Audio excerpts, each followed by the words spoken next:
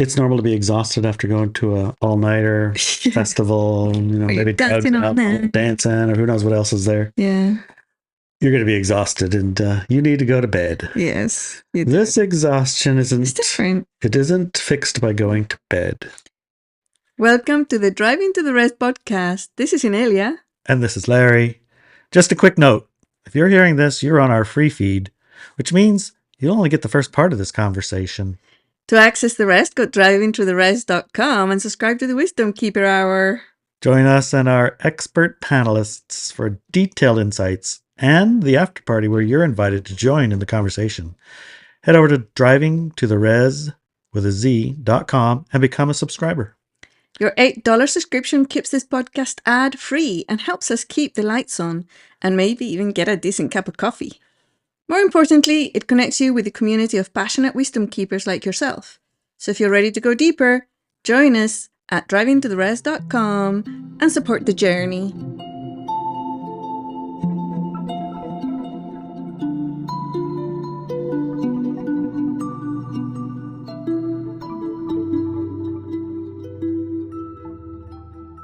Greetings. Post-event exhaustion. Is it real? It is real. But it's not what you think.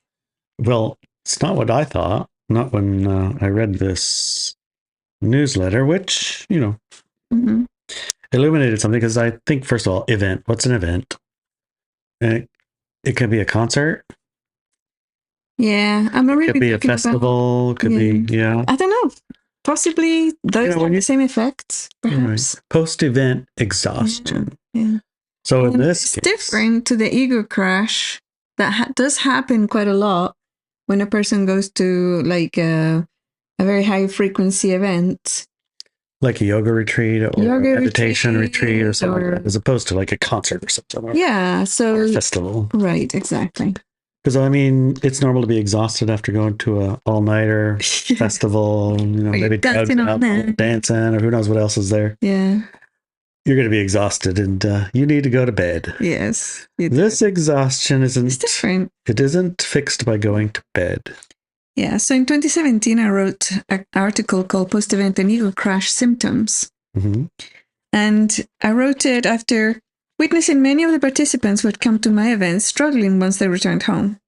It was very odd, wasn't it? It's like you do all this work and then you're like struggling. Yeah. I did some research and talked to other teachers and guys who hold events, and this seemed to be a universal phenomenon. Totally. Not everyone would have a crash, but many people did, and it didn't matter what the type of event it was. I remember the guys on the boat would ask me, how was it? Did you have a good time? When I went to a retreat or event or one of these things, I'd be like, I don't know if I actually had, there were some fun things, but I don't know if that would be the word I would use. It was like, I couldn't just say, yeah, they weren't really, I don't think, asking.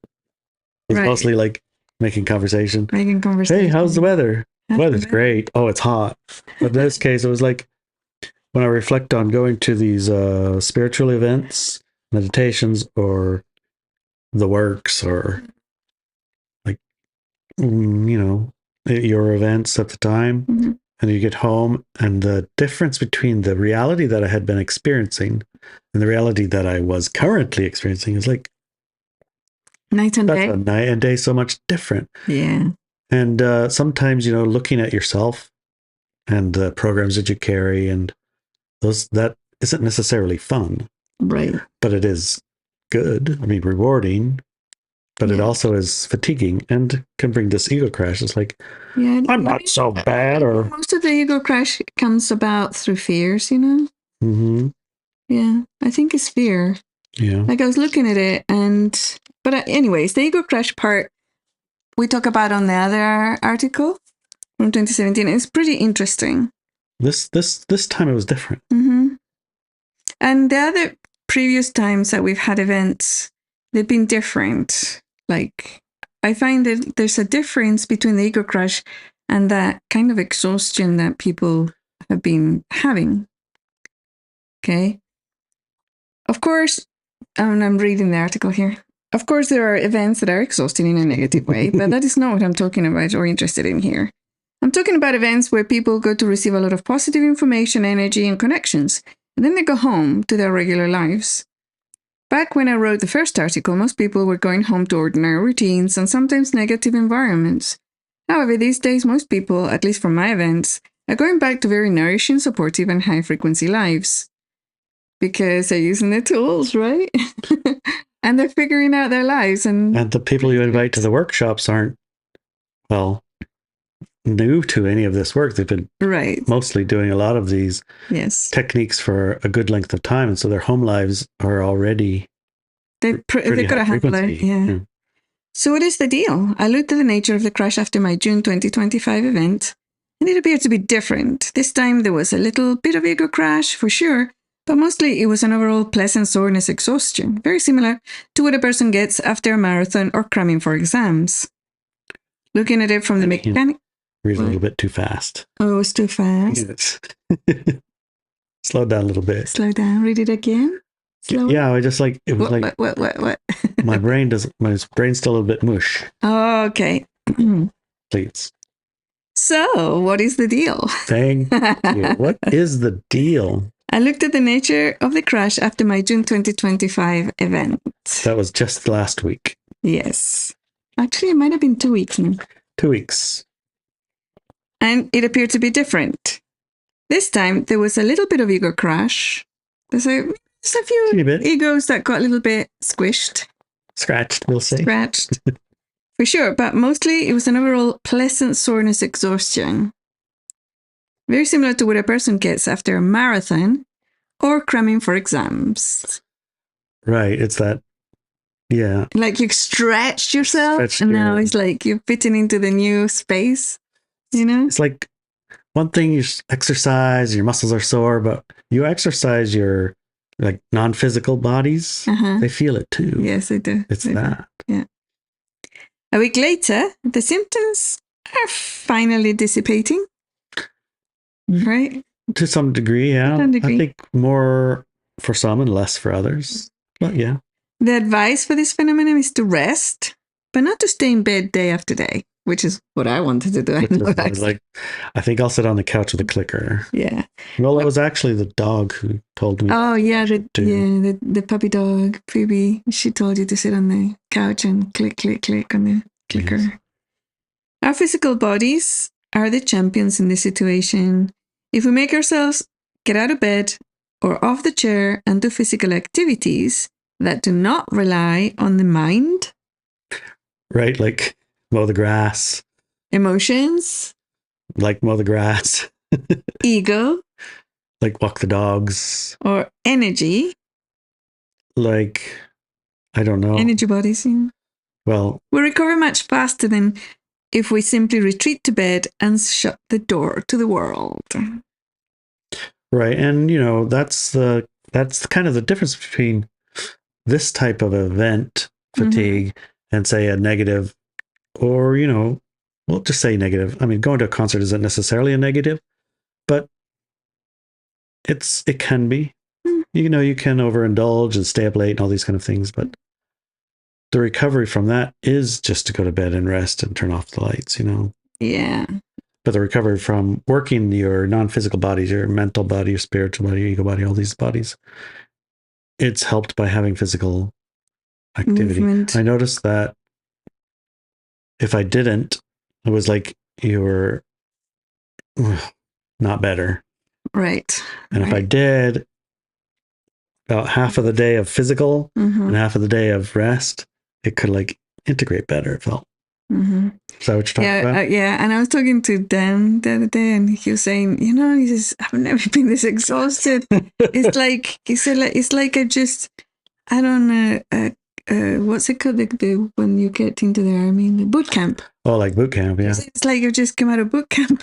I can't even move my legs. He said, he was walking funny. He was walking funny. I can't really move my legs. He says, should I just lay back and relax? And I said, no. You carry on moving those legs, man, you'll feel better.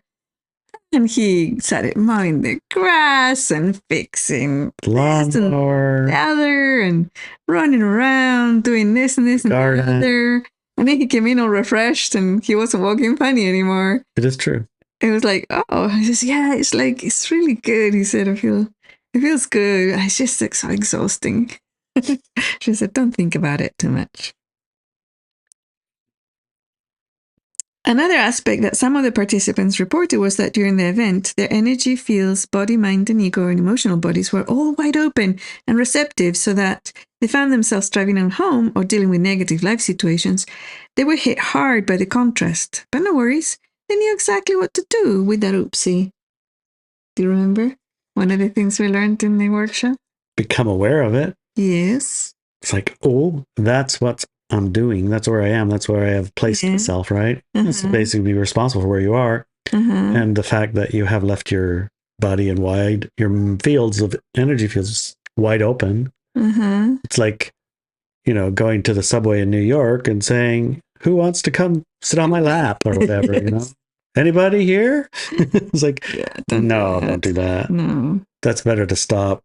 Become aware of it, then stop it. Close your field. In this case, you don't need a wide open field for everyone. Maybe you don't. Wide open fields for the space in the container of the ego body and mental body exercise, the endo bodies and the magical body exercises. Yeah, right. We needed to have some form of open for that to do it.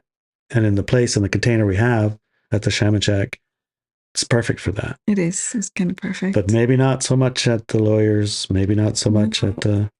Dealing with low frequency people, not so much. Not so much. You don't want to do that. So stop and...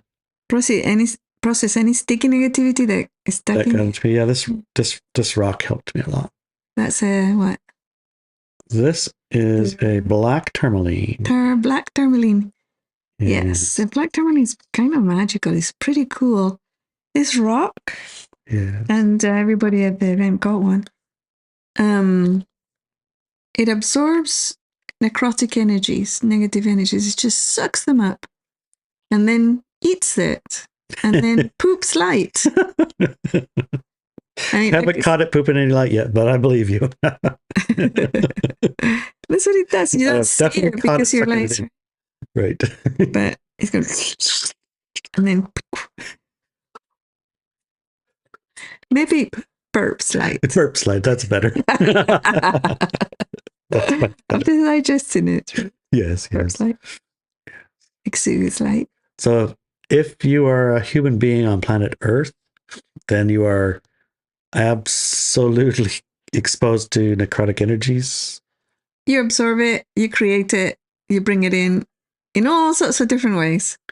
And so you won't hurt yourself in any way by getting you some of this tourmaline stuff, stick it in your pocket, carry it around. Use it like a cleansing necrotic soap. Yeah. Right. So it's like an absorption thing. Use it like pulls it in. Activated charcoal.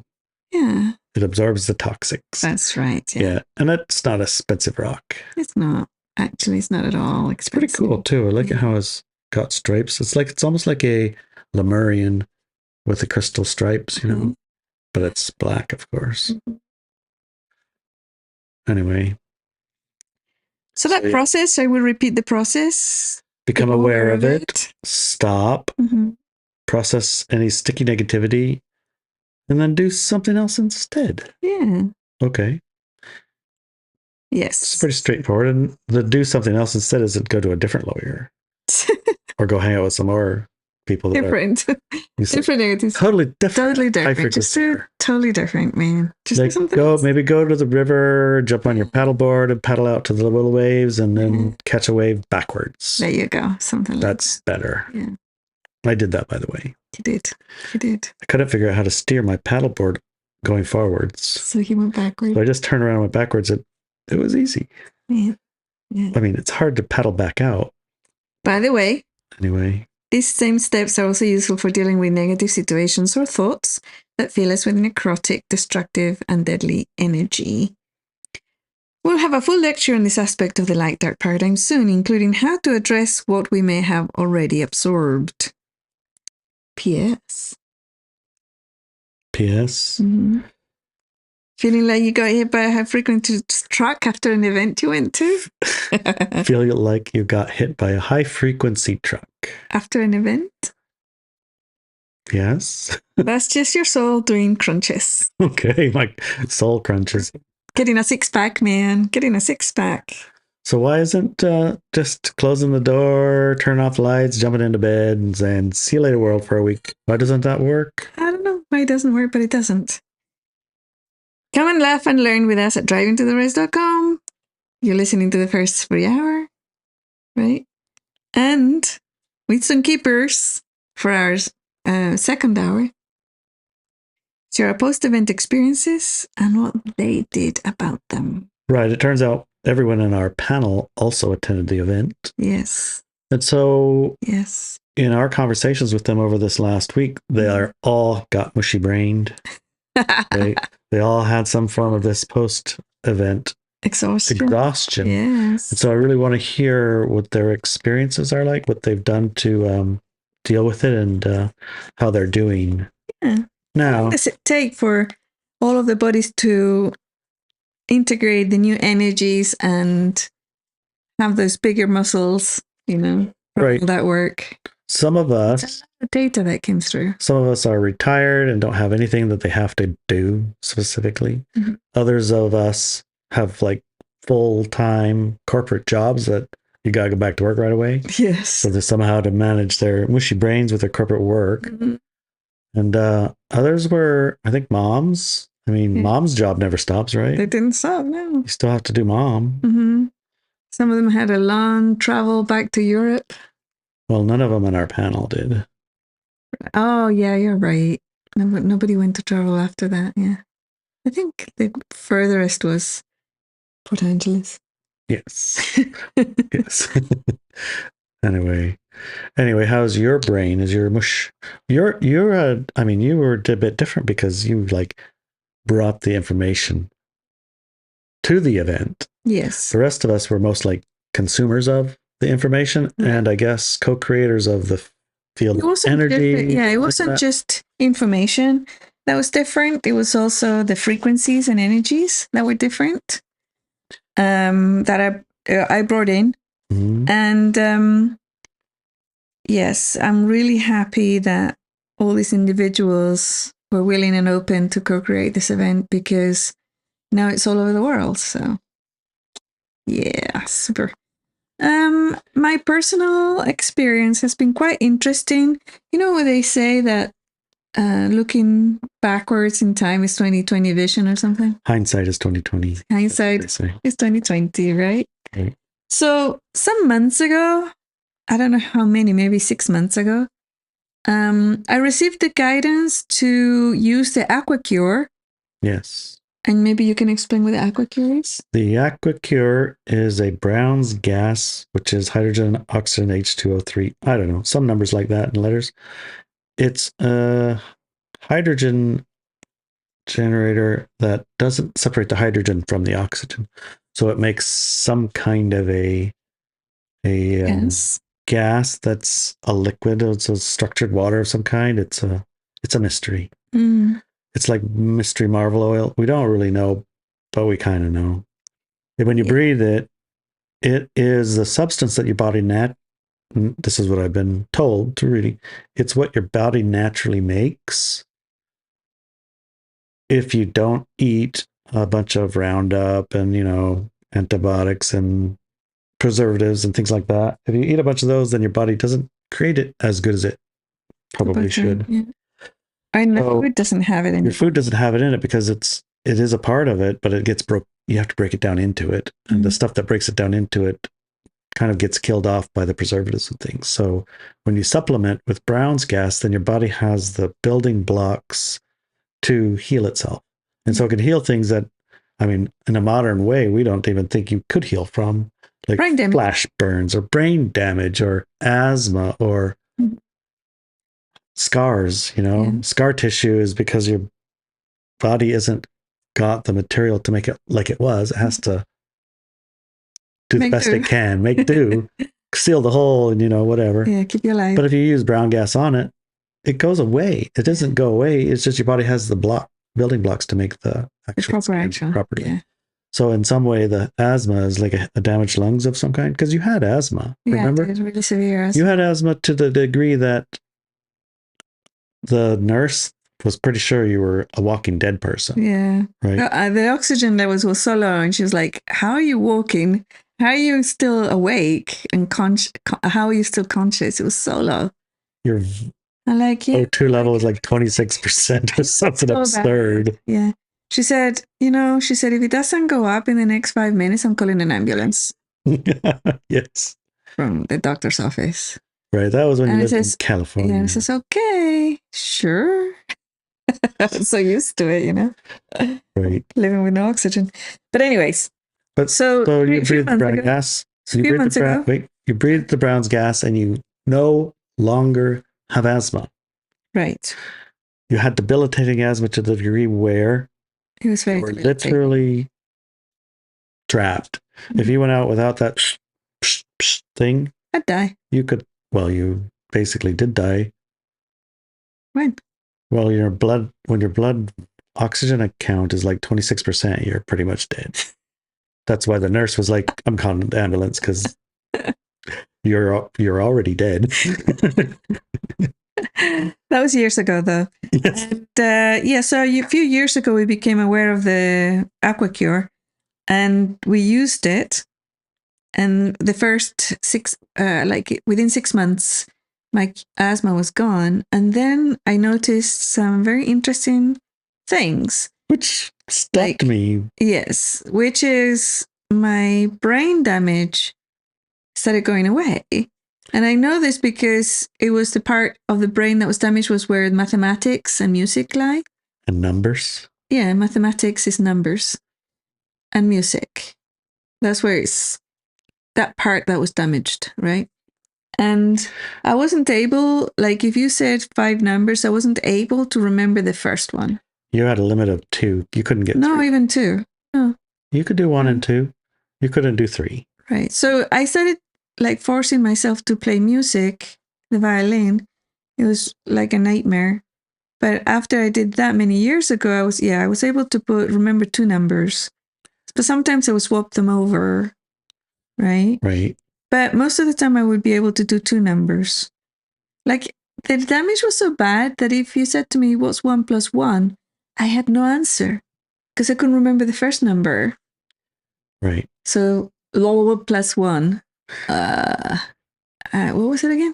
Wait, what was the second number? It was gone. Really that bad. It was very, very bad, right? It was annoying. Mm-hmm. And then I started using the Brown's gas many years ago. And then I started remembering 2 numbers. And then 3. And then 4. The other day, 6. And the other day, 6. So a few months ago, 6 months ago, maybe? I can't remember exactly. Maybe 6 months ago. Maybe less, but it was quite a few months ago. I got the guidance to start using the AquaCure, and at a certain higher level than is required or advised by the machine.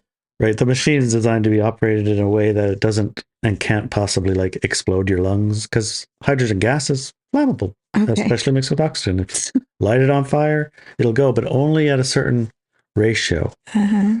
So the same is true with the oxygen masks, right? Yeah. I know that there's houses. There's houses that have a big notice: no cigarettes, no smoking, no open flames, because there's oxygen tanks being used inside the house.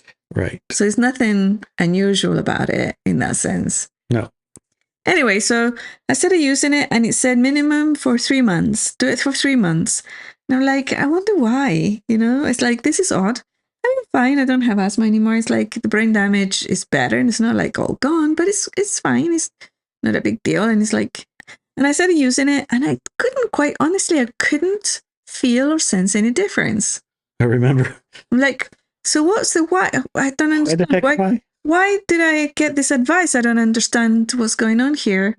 I followed it, but I don't see any difference at all. At all.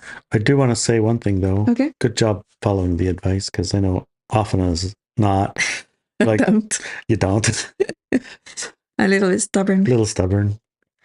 Anyways, especially without a proper idea of why. Why? Exactly.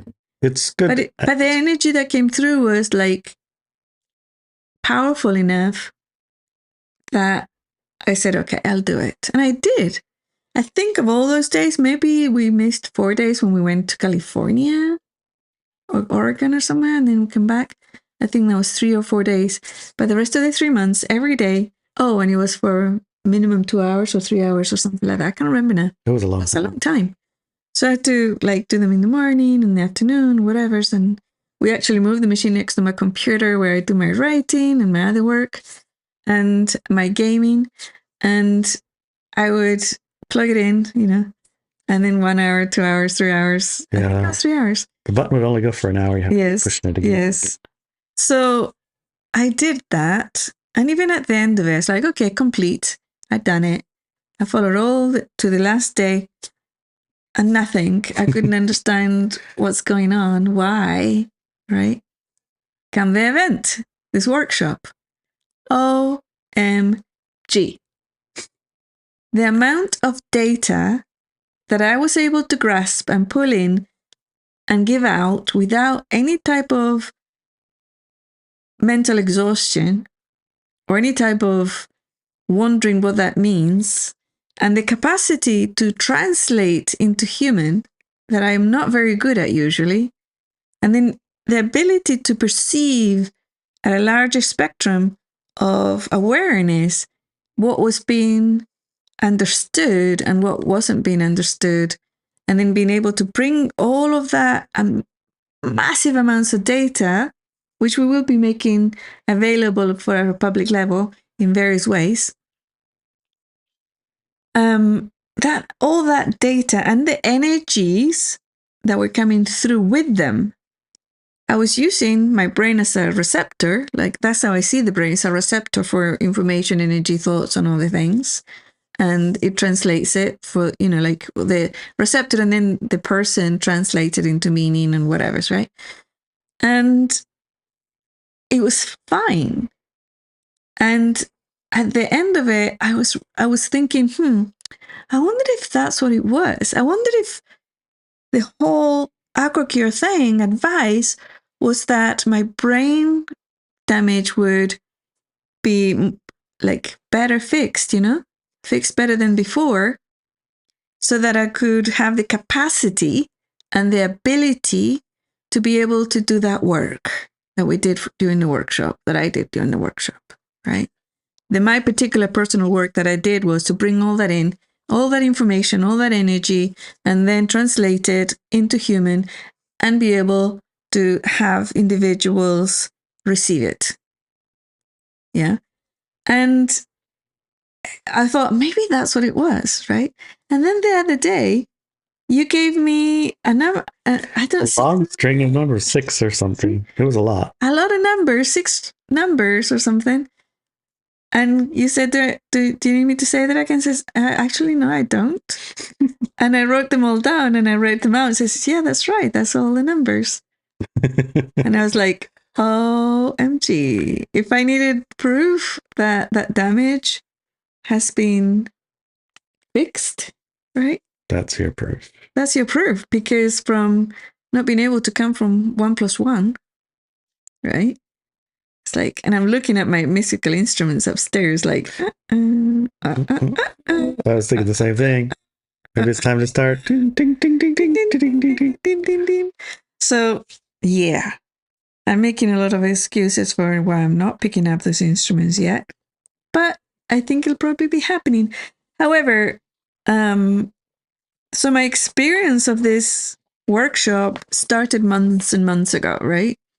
When you start, and I needed to do that work of fixing my physical brain, which is a receptor that we use to bring in information, data, thoughts, translate all that stuff and bring it into human, And that is why I was able to do this workshop.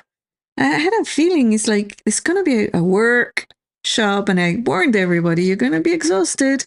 It's going to be intense, I said. Prepare for intense. Take lots and lots of notes. Everybody was allowed to record the data. We have master recordings too. And work with each other, do homework, think of questions. Why is our questions so important to me? Do you know? Because you don't know what everyone doesn't know. Yes, but also there's things that I would never even think about exploring. And then somebody asks a question that explores something I wouldn't even think of exploring. What does that do? It expands our awareness field. Like everybody who's listening, everybody who's got the question in their mind, and then we talk about it, it expands their field of awareness. And then we did another little thing. It's like, yeah, I got this, it's fine. I mean, normally after the lectures during my workshops, I'm like, I'm out of here. I'm gone. I'm done. I need to rest. Right? Normally. It's like, no, we're going to do some, what was it called? The lineage diagnostic. Diagnostics, yeah. For lineages. Mm-hmm. So there was healing lineages, psychic lineages. There was Gaia, or bride and grooms of Gaia lineages. Also, so like druid lineages. Oh, there was a lot, right? And I remember like looking at these individuals and purposely expanding my field of awareness, my bandwidth of perception. And I was able to see into their lines, lineages, both at a genetic level, a soul level, through time, space. Yeah. And then I would ask them certain questions for them to become aware of where they were at and what importances they had and how to move them forward. Like, so lineage is not, let's say, Reiki. That is just a tool that your lineage is using to be a healer, right? Because you have a healing lineage. Do you see the difference? So I was looking at those things and my awareness expanded to such a degree that Ashley, our wisdom keeper panelist, she said, is that the we looking at the lineages? Is the we here?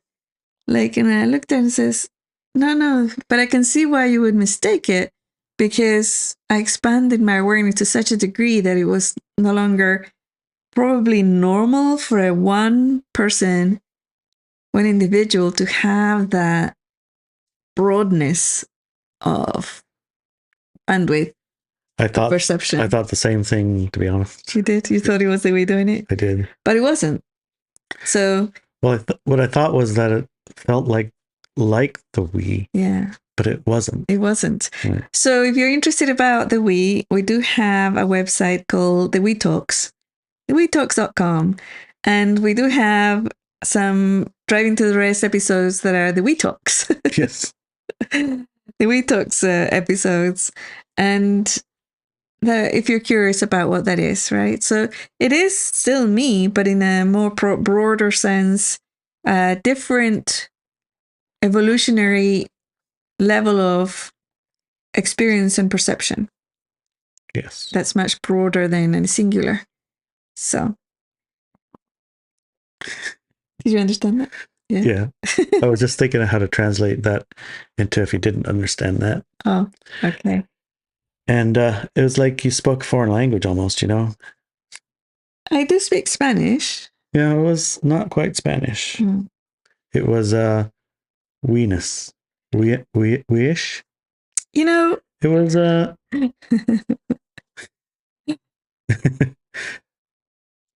yeah. There's your translation. Yeah. Yeah. You didn't get that. Yeah. All right. So let's give an example. Okay, let's give a good example. Right. I like the example when we are having a conversation with the sand, and they're still having that conversation, and it started a millennium ago. Millions of years ago. That conversation hasn't completed. No. That's definitely an expanded from our narrow focus conversation about how long a human life even is, that you could have a conversation with anything that lasts longer than even your life, let alone a conversation of a lifelong conversation. Right. So this is a conversation. And it's not a lifelong conversation. For the we and the ocean, they're tiny little conversations, right? Well, I don't know. It's a blink of an eye in a universal sense. Yeah. Like, where did all that water even come from? Yeah. Okay. Is it sentient? Is it connected, all the water connected to all the other water as one sentiency? With many fingers and tendrils and pockets and connections? And then it's like an endobody of the earth. Yes. Yeah. Yeah. Okay. Distant shores, honey. Distant shores. Shores. Well, I think we should probably wrap up. Yes. We're at a bit of an expanded state. Probably noticed the words aren't working as good as they used to when we started. They're so patient with me. Thank you, darling. Sunny. Love you. Love you. Everybody knows Adelina. Everybody knows Adelina. She's back from her maternity leave. Well done. Thank you. And congratulations, of course. Now your baby's walking. Yes, he will turn 2 in a couple of months. Wow, can't believe it's been 2 years since we worked together as panelists. Yeah. Yes, indeed. Time flies when you're having Really fun. good maternity leaves on this podcast. Yes, we do. Yeah, we do. Excellent. Excellent. All right, so we have prepared a few questions for the panelists. Mhm. And you reviewed them and chose a few of them, which are really fascinating. Mhm. So, first question. Begin, honey. Begin. Have you noticed any differences in how people experience post-event exhaustion depending on their lifestyle or environment? For example, do people with more supportive environments tend to recover faster? And I guess our return panelists can answer first. Join us for the rest of this conversation at driveintotheres.com. And when you go to driveintotheres.com and you join in the rest of the show, rest of the second hour, you also get to join in the after party. 9 o'clock on Fridays, we all get together, including you.